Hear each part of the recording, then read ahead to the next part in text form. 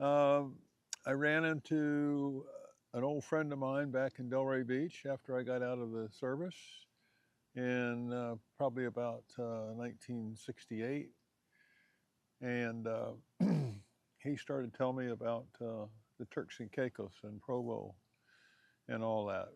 And I'd been away for a while, and so I was kind of out of touch. So he uh, he was the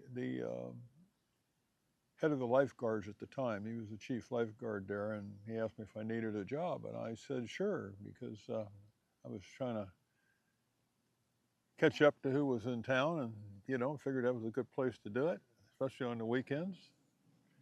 So anyway, about 7 or 8 months later, I got introduced to the developers, and that was Fritz and his gang, and basically they were going to take a little boat down to the Turks and Caicos to Provo and Pacifically, and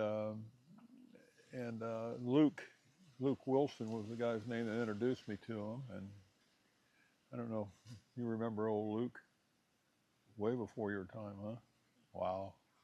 Anyway, he was good buddies with Fritz. They kind of grew up together and fished together and all that kind of stuff. So Fritz had promised him a job down here once the old third turtle was up and running, so to speak, where they could have guests.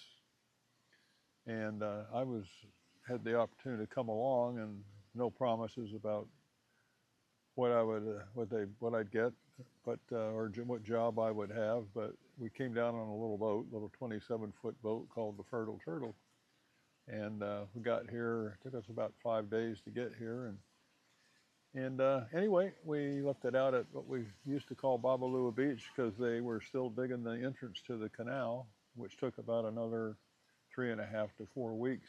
So I'd swim out every morning and make sure everything was okay and get some lobster and some fish for the hotel, and that's how it all kind of began. And that was in 1970. So, and here I am.